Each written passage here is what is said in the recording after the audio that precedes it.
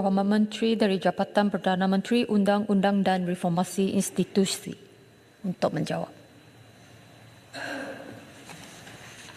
Bismillahirrahmanirrahim. Assalamualaikum warahmatullahi wabarakatuh. 20 minit je. Okay, tak apalah. Tuan Yang Di-Pertua, sebagai menteri yang pertama di bawah Jabatan Perdana Menteri, izinkan saya merafak sembah ucapan tahniah atas pelantikan Kebawah Duli Yang Maha Mulia Seri Paduka Baginda Yang Pertuan Agong Sultan Ibrahim dan Kebawah Duli Yang Maha Mulia Seri Paduka Baginda Raja Permaisuri Agong. Semoga pemerintahan tuanku akan terus memanyungi rakyat dan negara dengan kesejahteraan, perpaduan dan kemakmuran yang berkekalan. Saya juga ingin merafak sembah dengan ucapan junjung kasih dan setinggi-tinggi penghargaan pada Duli Yang Maha Mulia Tuanku Sultan Pahang dan Kebawah Duli Yang Maha Mulia Tuanku Ampuan Pahang yang telah menaungi negara dan rakyat sepanjang tempoh 5 tahun dengan penuh keadilan dan kebijaksanaan. Saya turut merakamkan jutaan terima kasih kepada semua ahli yang berhormat yang mengambil bahagian dalam perbahasan usul menjunjung kasih ke atas titah Seri Paduka Baginda Yang Pertuan Agong. Tidak kurang daripada 23 ahli yang berhormat yang telah berbahas dan menyatakan cadangan, teguran serta pandangan masing-masing melibatkan menteri di Jabatan Perdana Menteri, Undang-Undang dan Reformasi Institusi, terdiri daripada Shah Alam, Hulu Terengganu, Subang, Pasir Mas, Petaling Jaya, Jelutong, Tumpat, Beluran, Bayan Baru, Sibu, Besut, Selayang, Port Dickson, Tampin, Kiningau, Bukit Gelugor, Bentong, Arau, Batu, Betok, Stew, Kelumut dan Kota Melaka. Puan Yang Di-Pertua, ahli yang berhormat daripada Port Dickson ada tak? Tak ada. Saya nak jawab dia tak ada, macam mana? Saya bagi jawapan bertulis ke? Dia tanya tentang undang-undang lapuk. Mungkin isu ni sangat penting bagi ahli parlimen yang lain di pihak kerajaan dan juga pembangkang. Tapi sebelum saya bagi jawapan secara bertulis kepada soalan spesifik kepada yang berhormat, saya nak berikan penekanan di sini bahawa undang-undang lapuk dalam negara kita sebanyak 2443 dan semua pra tahun 1959. Dan kalau kita tengok pemecahan dia, saya dapat beritahu tahun-tahun, tetapi saya akan memberi secara jawapan bertulis kepada yang berhormat. Tapi penekanan di sini ialah sekarang ni di bawah Jabatan Perdana Menteri, di bawah Jabatan Peguam Negara, di bawah juga Akta Penyemakan Undang-Undang 1968 Akta 1, adanya komisioner untuk Akta Penyemakan Undang-Undang, dan juga adanya di bawah satu bahagian di bawah Jabatan Peguam Negara. Dan kalau kita tengok secara menyeluruh, kerajaan memang akan berhadapan dengan pelbagai cabaran, dan antara cabaran-cabaran setakat ini ialah berkenaan dengan fungsi dan kuasa Putrajaya Penyemak Undang-Undang di bawah Akta 1. Itu fungsi utama bahagian penyemakan dan pembaruan undang-undang Jabatan Peguam Negara ialah menyemak undang-undang yang ada, mencetak semula undang-undang, memperluas undang-undang persekutuan ke Sabah Sarawak Wilayah Persekutuan, menterjemah teks bahasa Inggeris Undang-Undang PRA 1967 ke dalam bahasa kebangsaan, mengkaji semula undang-undang lapuk dan usang, dan memodernkan dan memperbaharui undang-undang supaya sejajar dengan perubahan semasa. Pegawai di bawah kepimpinan bahagian ini adalah tidak mencukupi kerana isu yang dikaji selalu melibatkan hal perkara yang begitu kompleks yang memerlukan pasukan yang khusus untuk menumpukan perhatian. Apa juga kajian pembaruan memerlukan keputusan dasar di pihak kementerian dulu, kemudian diikuti dengan kajian pembaruan undang-undang memerlukan maklumat komprehensif seperti sejarah, fakta, dokumen, data yang berkaitan. Seringkali maklumat ini sukar diperolehi kerana sumber rujukan adalah terhad. Kemudian kajian pembaruan yang dijalankan di atas inisiatif bahagian juga seringkali bukan keutamaan, dan maklum balas yang diterima daripada pihak berkepentingan kadang-kadang tidak menepati pada skop kajian, dan bahagian kajian undang-undang lapuk terdapat kesukaran untuk mengenal pasti pihak berkepentingan dalam undang-undang yang terlibat. Ini adalah kerana undang-undang tersebut lama dan kewujudannya tidak diketahui. Jadi itu sebabnya Tuan Yang Di-Pertua, kita mesti melihat bahawa dalam aspek ini elemen yang saya sebut tadi tentang isu yang ada pada kita mempunyai Akta Penyemakan Undang-Undang, iaitu Revision of Laws Act 1968 Akta 1. Yang kita juga nak tengok kepada elemen reformasi undang-undang. Dan reformasi undang-undang ini kita melihat secara umum ialah kepada undang-undang yang sedia ada yang diubah, dinaik taraf untuk sesuai kepada keadaan yang berlaku dalam negara kita. Izinkan saya, walaupun yang berhormat tak ada, tapi sebut kepada sahabat-sahabat yang pembuat lain dalam Dewan. Bahawa setakat ini dalam aspek bahagian undang-undang kita telah membuat beberapa pindaan yang banyak rakyat Malaysia pun mengetahui, seperti pindaan pada Akta Jenayah Seksual Kanak-kanak, pindaan pada Kanun Kesiksaan dan Tata Cara Jenayah mengenai peruntukan kesalahan mengendap, pindaan kepada Akta Insolvensi, dasar peluang kedua untuk melepaskan 130,000 individu pada tahun ini. Daripada Mac 23 hingga Januari 2024, seramai 55,877 bankrupt telah dilepaskan, iaitu 42.99% daripada jumlah sasaran. Kemudian pindaan kepada peraturan-peraturan bantuan guaman, iaitu fee dan sumbangan 2017. Kemudian kepada pindaan kepada Akta Suruhanjaya Hak Asasi Manusia Malaysia, bacaan kali pertama kedua telah kita buat, dan kemudiannya pada sidang Dewan Negara kali ini akan dibawa kepada Dewan Negara untuk pindaan kepada Akta Suhakam. Pengumbalan kepada Akta Pemalsuan Hukuman Mati Mandatory, pengumbalan kepada Akta Simakan Hukuman Mati, pemujaraan sepanjang hayat, pengumbalan kepada rang undang-undang kekebalan bidang kuasa negara asing yang akan berlaku pada minggu depan.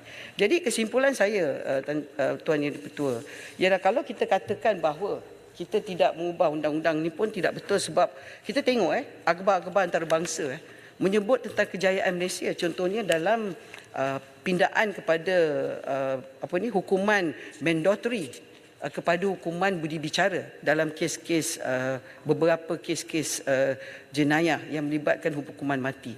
Berarti bahawa dunia mengakui bahawa Malaysia telah mengubah langkah kepada undang-undang yang sedia ada kepada undang-undang yang lebih progresif.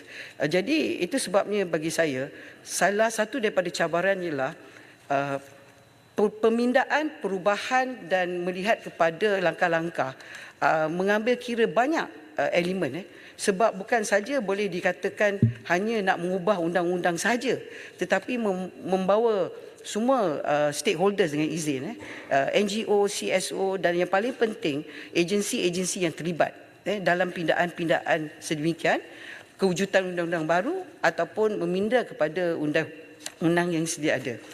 Dan kita tengok juga dalam elemen-elemen yang berlaku dalam negara asing, mereka juga bergerak pada langkah yang sama. Saya bawa balik daripada mesyuarat menteri-menteri undang-undang di Zanzibar, di Tanzania, 4 hingga 9 Mac. Cukup panas, Tuan Yang Di-Pertua.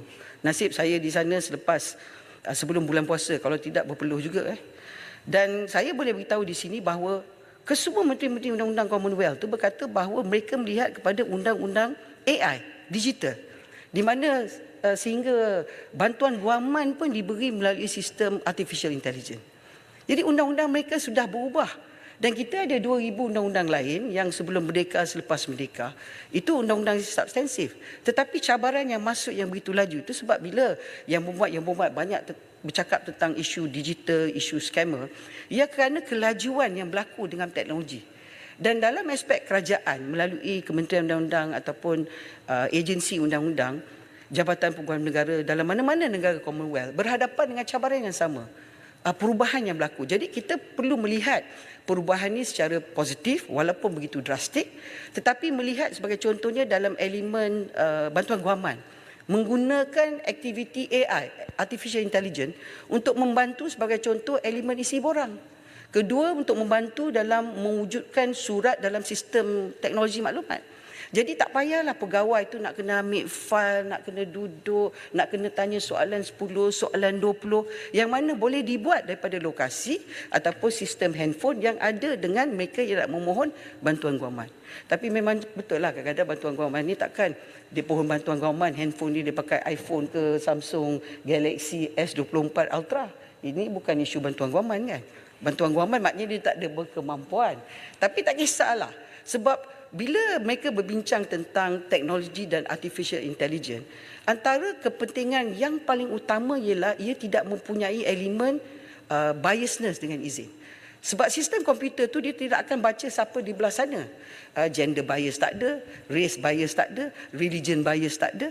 Yang menyebabkan bahawa processing itu kemungkinan lebih tulus daripada sistem yang ada berhadapan dengan manusia.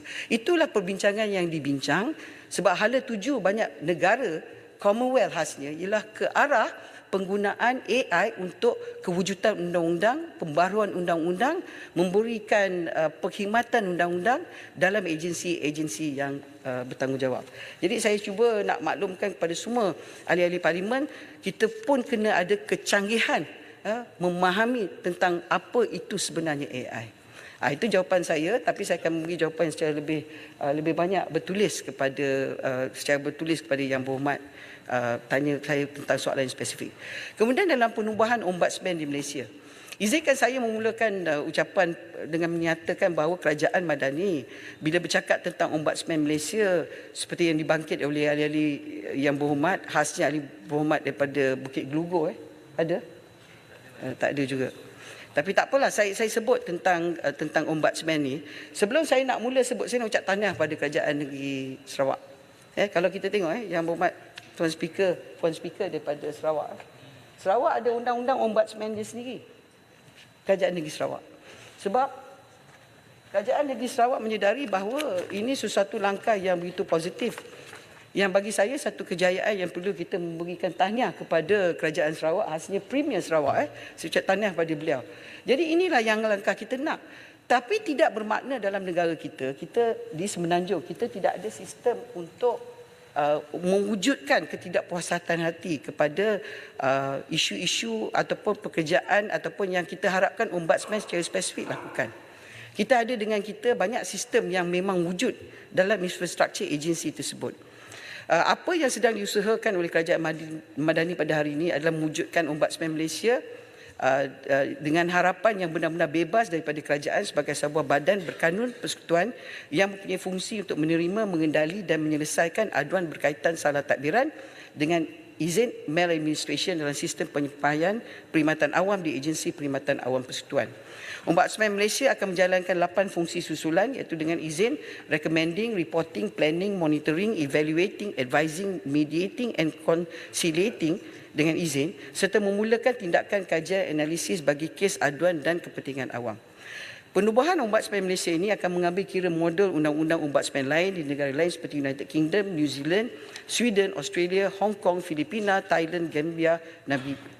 Selain itu, undang-undang institusi agensi kerajaan Malaysia seperti SPRM, EIAC, Suhakam, Jabatan Audit Negara dan Terkini Suruhanjaya Bebas Tata Kelola Polis IPCC dijadikan sebagai rujukan untuk penempatan dasar Ombudsman Malaysia.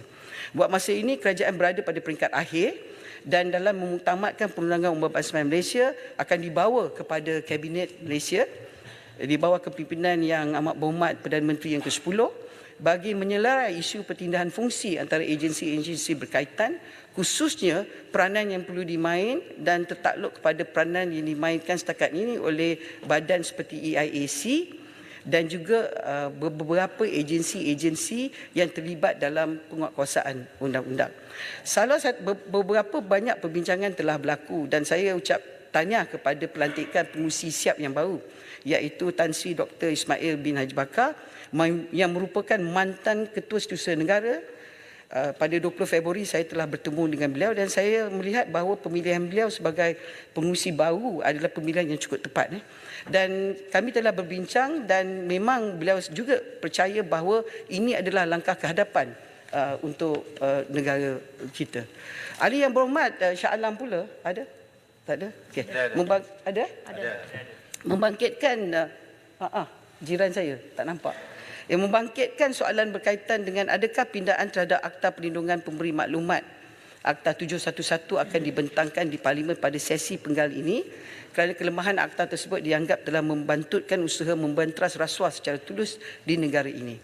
Untuk maklumat ahli Yang Berhormat, beberapa sesi mesyuarat jawatankuasa kerja bengkel libat urus dan taklimat telah diadakan dengan agensi kerajaan yang berkenaan sepanjang tahun 2019 hingga 2023 bagi meneliti semula Akta 711 secara seluruh. Ini termasuk mendapatkan pandangan dan khidmat nasihat daripada pemegang taruh, termasuk pertubuhan bukan kerajaan antara lain Transparency International dan Center to Combat Corruption dan Cronyism C4. Selain itu, sesi libat urus ini telah turut menilai kesediaan badan-badan yang telah diperuntukkan kuasa terhadap mekanisme pelaksanaan dan implikasi yang mungkin berbangkit apabila pindaan ini dikuatkuasakan.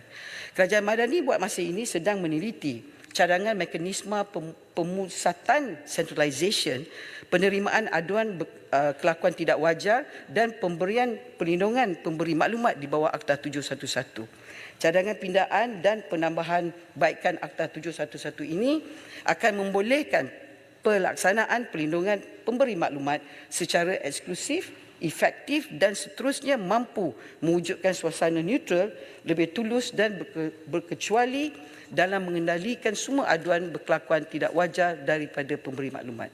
Untuk maklumat lanjutnya kepada Yang Berhormat, cadangan pindaan ini melibatkan penubuhan sebuah agensi berpusat yang khusus dengan latihan dan tata cara pengendalian khas kepada perlindungan pemberi maklumat serta mampu menyelesaikan semua perkara berkaitan Akta 711. Ini adalah bertujuan untuk memastikan fokus dan tata cara kerja yang lebih teratur, sistematik dan jelas kepada kedua-dua agensi berpusat dan agensi penguatkuasaan supaya tidak kekeliruan bidang tugas di antara keduanya. Cadangan-cadangan penambahbaikan pada Akta 711 ini yang dijadualkan untuk dibentangkan di Dewan Rakyat pada tahun ini, sebaiknya dasar berhubung dengan agensi berpusat tersebut selesai dikaji dan dimuktamadkan merupakan salah satu daripada inisiatif Kerajaan Madani dalam usaha untuk membantras penyalahgunaan kuasa, rasuah dan penyelenggaraan integriti dalam kalangan masyarakat khususnya dalam organisasi awam dan swasta. Tuan Yang di-Pertua, berkenaan dengan soalan juga daripada Yang Berhormat Shah Alam dan Yang Berhormat Bentong menyentuh tentang perkara berkaitan dengan pengubalan Akta Pendanaan Politik. Untuk maklumat ahli Yang Berhormat, pada ketika ini rang undang-undang pendanaan politik masih di peringkat penelitian dan kajian yang sedang dikendalikan oleh Jawatankuasa Pilihan Khas Hak Asasi Manusia, Pilihan Raya dan Reformasi Institusi, antara lain untuk mengambil kira pandangan daripada semua parti-parti politik yang berdaftar di Malaysia, sementara penelitian dijalankan apa-apa pendanaan politik buat masa ini masih tertakluk antara lain kepada beberapa undang-undang sampingan seperti Akta Suruhanjaya Pencegahan Rasuah Malaysia, Akta 694 dan Akta Pencegahan Pengumbalan Wang Haram, Pencegahan Pembiayaan Keganasan dan hasil daripada aktiviti wang haram 2001 Akta 613. Susulan rujukan perkara dasar mengenai rang undang-undang pendanaan politik oleh Kerajaan Madani ke Jawatankuasa Pilihan Khas Asasi Manusia, Pilihan Raya dan Reformasi Institusi pada tahun lalu. Dan satu mesyuarat telah diadakan oleh Jawatankuasa tersebut, iaitu bilangan 1/2024 pada 29 Februari. Menerusi mesyuarat berkenaan, terdapat keperluan untuk menyeluruh dilihat dalam perkara-perkara yang telah dibangkitkan di dalam mesyuarat tersebut yang meliputi hak skop bayaran sumbangan individu maupun parti politik serta ketetapan tentang pendanaan awam untuk parti-parti politik. Untuk maklumat, pendanaan awam merupakan satu sistem di mana jumlah wang diperuntukkan oleh kerajaan untuk diagihkan kepada parti politik mengikut formula yang ditetapkan. Terdapat perbandingan pelbagai cadangan draft rang undang-undang tersebut yang juga telah dibincang semasa mesyuarat JKPK dan tindakan penyelarasan difikirkan perlu bagi menghasilkan RUU yang memenuhi kriteria dengan izin public funding seperti mana negara demokrasi matang di Denmark, Jerman, Jepun, Korea dan Kanada. Bagi tujuan tersebut, penelitian secara terperinci akan dibuat sebelum laporan JKPK dimuktamadkan dan cadangan syur penambahbaikan dikemukakan pada kerajaan. Tindakan berterusan berkaitan pendanaan politik dilihat tepat pada masanya dan adalah selaras dengan komitmen reformasi institusi Kerajaan Madani di bawah kepimpinan Yang Amat Berhormat Perdana Menteri yang ke-10. Sebarang inisiatif ke arah pengubalan rang undang-undang pendanaan politik harus dilaksana dengan sebaik mungkin agar ia mencapai objektif sebenar, iaitu bagi mengatasi masalah ketirisan yang secara tidak langsung dapat memantapkan integriti dan tata kelola yang baik demi kesejahteraan rakyat Madani Malaysia. Menteri. Ya, saya tekun mendengar hanya satu minit saja lagi. Cuma saya ingin tanya dengan Menteri. Dalam perbahasan saya juga lihat Menteri sendiri juga telah berbincang tentang Fixed Term Parliament Act, satu akta baru digubal untuk kita mengelakkan perkara-perkara seperti langkah Sheraton. Apakah cadangan Yang Berhormat Menteri berkenaan dengan perkara ini dan bilakah agaknya kita boleh mendengar apa-apa berita tentang Fixed Term Parliament Act yang saya juga percaya disokong oleh ramai daripada sebelah sana, termasuklah timbalan Perdana Menteri pertama. Terima kasih.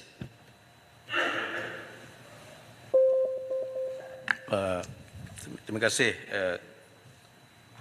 Puan Yang Di-Ketua dan juga terima kasih Menteri kerana penjelasan yang sangat mendalam tentang kedua-dua cadangan reform, institutional reform, iaitu pendanaan politik dan juga Whistleblower Act.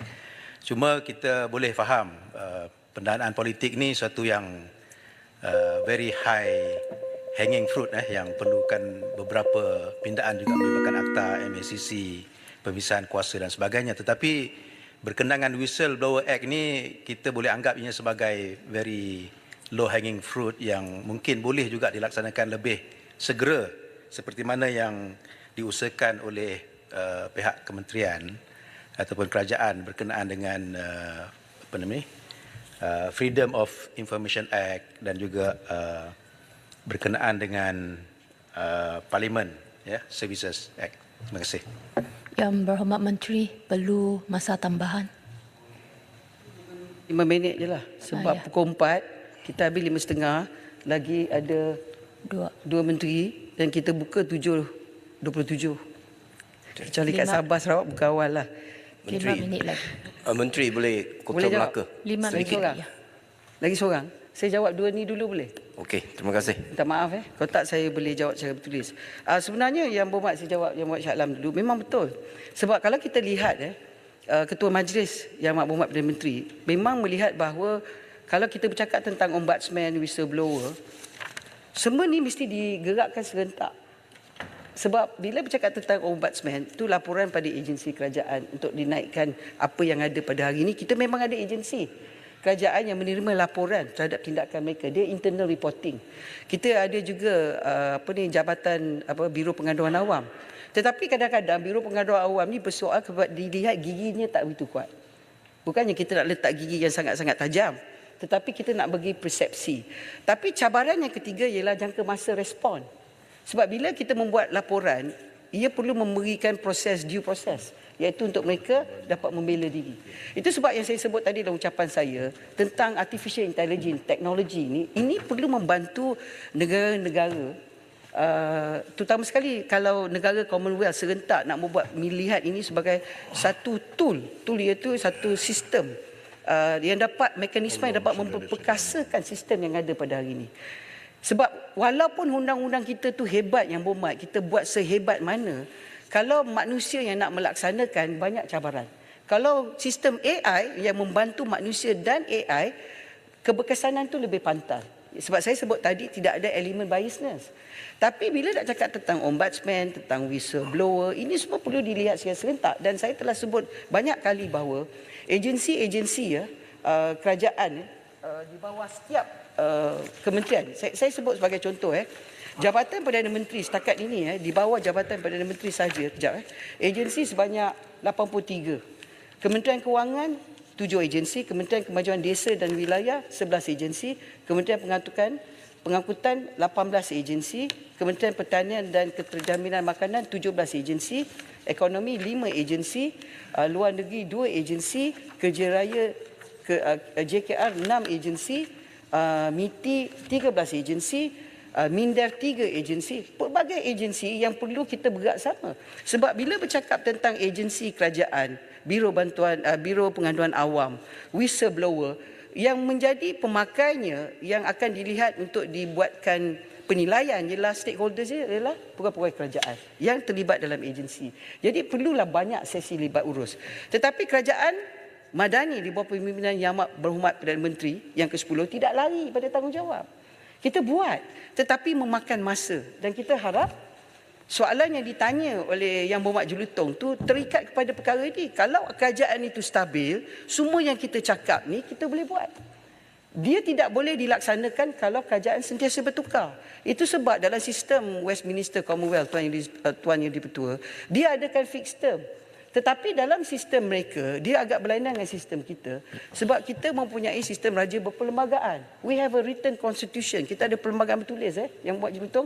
Wahal di negara barat khasnya di England, perlembagaannya tidak bertulis. Itu sebab dia memerlukan undang-undang fixed term.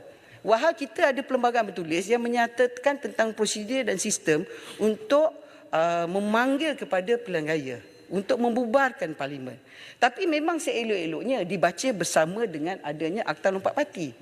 Tapi ini perlu dibawalah sebab ini memang sesuatu dengan izin political discourse dan juga political statement daripada parti-parti politik seperti pendanaan politik. Adakah ini hala tuju yang dikendaki oleh parti politik dalam negara kita? Sebab kita bukan yang buat berjulutong kerajaan komunis kita buat semua ahli parlimen kena setuju. Tidak. Kita membenarkan ahli parlimen dalam mana-mana pihak kerajaan pembangkang ataupun bebas untuk memberikan pendapat mereka.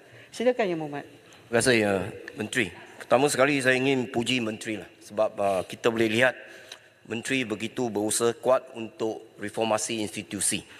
Jadi saya nak cadang kepada Menteri, bolehkah kita keluarkan satu blueprint supaya untuk maklumat rakyat Malaysia apakah yang sedang dilakukan oleh kementerian untuk reformasi institusi ini.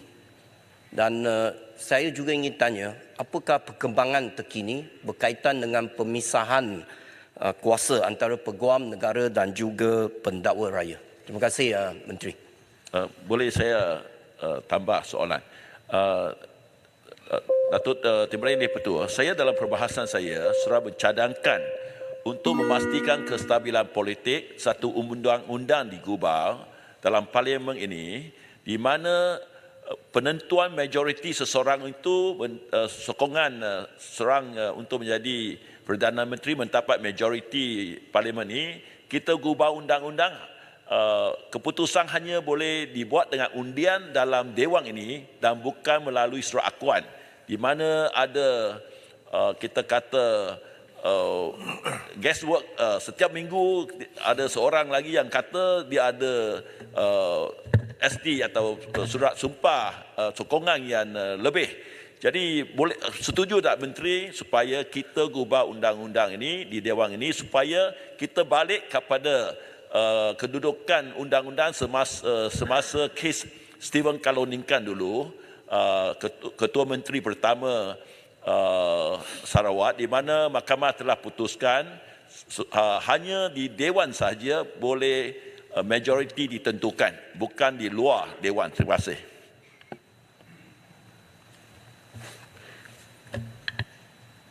Tuan Speaker, ada lagi 2 menteri, saya kata saya jawab ni last, yang lain saya jawab secara bertulis. Saya jawab pada Berwas dulu. Terima kasihlah Berwas atas harapan bahawa adanya undang-undang yang spesifik untuk memberikan bahawa ini adalah prosedur. Sebenarnya perlembagaan kita adalah ibu segala undang-undang. Pelantikan Yang Amat Berhormat Perdana Menteri telah nyata dalam perlembagaan. Maknanya pelantikan itu telah ditetapkan sebab ahli-ahli parlimen yang memberikan sokongan majoriti. Itulah Perdana Menteri. Sekarang ni kalau kita kata ahli parlimen tidak mahu memberi sokongan majoriti, katakan separuh daripada ahli parlimen nak tarik sokongan, itu memang hak ahli parlimen. Undang-undang perlembagaan tidak menghalang.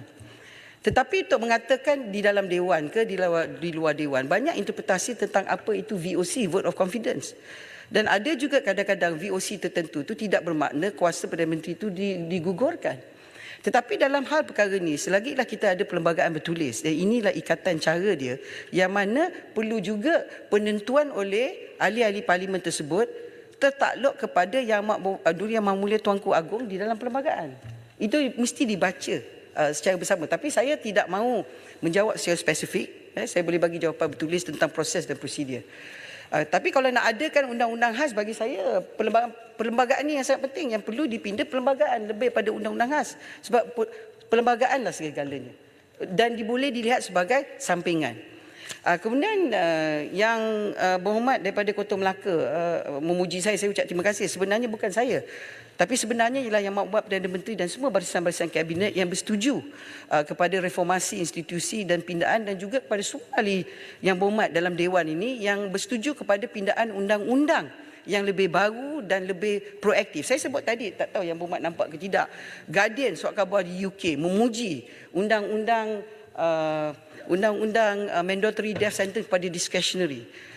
Stalking law, banyak yang kita buat, itu adalah juga reformasi institusi. Reformasi institusi tidak bermakna hanya kepada Jabatan Perdana Menteri bahagian undang-undang. Apa yang dibuat oleh sahabat-sahabat menteri-menteri yang lain, pindaan demi pindaan, perubahan demi perubahan. Contoh tadi Kementerian Sumber Manusia. Saya tak tahu nama dah tukar pada Kusuma. Saya ingatkan Kementerian Wanita ke nama Kusuma. Sumber Manusia ada pula Kusuma. Tak apalah, hati jiwa halus kan. Jadi Kusuma tu dia cakap, oh kita buat ni, kita buat ni. Macam-macam dia buat. Itulah institusi reform, institutional reform. Sebab dia berdiri memaklumkan kepada ahli dewan bahawa kementerian proaktif kepada perubahan yang berlaku dalam dunia dan dalam negara kita. Sama dengan yang lain-lain ada dalam dewan ini yang bercakap tentang perubahan. Jadi reformasi institusi bukan hanya kepada satu agensi ataupun satu menteri ataupun satu kementerian. Ia adalah kepada kita bersama sebagai kerajaan. Dan hari ini adalah kerajaan gabungan, kerajaan madani yang dulu tidur lain bantal, hari ini satu bantal, mungkin satu katil, mungkin satu selimut. Tak tahu lama ke tidak, tetapi ini dititah oleh Yang Tuanku Agong. Jadi kita bergerak untuk maslahat umum, untuk kebaikan rakyat. Itu sebab sokongan yang diberi pada Yang Amat Berhormat Perdana Menteri yang dititah Agong perlu membenarkan kami menyelesaikan tanggungjawab kami dalam masa yang diberi. Kalau rakyat tak nak, pilihan raya ke-16 tolaklah. Kalau rakyat nak, kekal ke rakyat nak bagi lebih, terpulang pada rakyat penentu. Tapi saya ucap terima kasihlah pada Yang Berhormat. Blueprint ni Yang Berhormat saya dah sebut tadi. Agensi-agensi saya sebut. Reformasi undang-undang, undang-undang lapor, undang-undang yang ada 2,000 lebih. Saya sebutkan ada 300 lebih agensi demi agensi yang saya sebut. Belum lagi masuk kerajaan negeri. Jadi bila kita nak buat, macam saya sebut tentang Yang Berhormat Berwas tanya tentang AGPP. Saya dah cakap berpuluh kali, kita buat kajian empirikal. Tahun ini kita akan buat kajian di Canada dan di United Kingdom. InsyaAllah tahun depan di Australia ke tertakluk pada masa. Dan ketiga ialah saya sendiri di Zanzibar berjumpa dengan Menteri Undang-Undang Merakap Peguam Negara di Tanzania. Yang Menteri Undang-Undang Canada. Dia ni seorang Muslim, seorang Islam. Nama dia Arif. Memang handsome orang dia. Memang betul. Dia puji Malaysia dan kita puji dia. Tapi Canada tu, dia kata dia agak berlainan sebab kerajaan negeri dia, provinsi dia ada peguam negara sendiri. Dan dia juga ada menteri besar ke ketua menteri kerajaan negeri tu yang dia tu sendirilah peguam negara. Itulah yang kata Menteri Pelancongan kadang kong kali kong, inilah kong kali kong. Tapi dia kata dia orang pun adalah sikit pening-pening. Itu yang kita nak buat kajian. Jadi yang buat Berwas, kalau kita nak bercinta takkan terus kahwin. Betul tak? Jadi yang buat sabarlah. Nak buat anak pun mungkin 9 bulan keluar. Kami ni baru setahun lebih.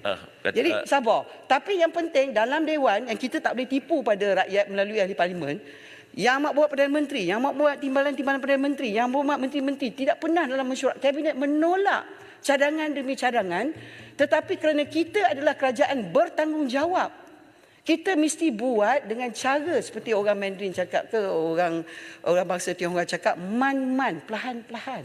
Sebab kita tak nak buat kesilapan. Sebab yang menjadi mangsa, man-man loy, saya tak faham sangat cakap-cakap. Bererti bahawa Yang Berhormat, kalau kita buat terlampau laju, kesilapan ini kita nak buat pindaan perlembagaan susah. Jadi kita buat pelan-pelan dan kita buat kajian demi kajian. Jadi kesilapan negara tersebut, kita ambil the best practice dengan izin supaya kita dapat satu blueprint yang terbaik untuk pemisahan ni jika ia berlaku melalui perlembagaan. Terima kasih Tuan Yang Speaker. Cadangan saya sebenarnya nak menegakkan peruntukan dalam perlembagaan. Yang saya cadangkan hanya atur caranya supaya kita lebih jelas. Jadi tidak bercanggah dengan perlembagaan dan tak perlu memindah perlembagaan. Kita hanya memerlukan satu undang-undang menyatakan atur cara di mana majoriti dapat ditentukan dan tempat yang terbaik adalah dalam dewan ini. Jadi harapan saya kerajaan dapat nampak cadangan saya tidak bercanggah dengan peruntukan perlembagaan, malah nak menegakkan peruntukan dalam perlembagaan supaya dia jelas dan pencerahan ini dapat menyelesaikan apa-apa rasa ketidaktentuan mengenai isu ini. Terima kasih. Saya yang buat Berwas yang begitu lama dalam parlimen sama dengan saya. Yang buat Berwas saya cadang. Yang buat Berwas cadangan yang baik. Yang buat Berwas ada idea ungkapan undang-undang, buatlah private members bill. Macam kita buatkan akta lompat parti kan. Kita mula dengan private members bill kemudian menjadi government bill. Buatlah. Buat bagi idea Yang Berhormat, kemudian kerajaan boleh sama-sama bincang. Sebab setakat ini apa yang kita sentuh kuasa dah ada dalam perlembagaan.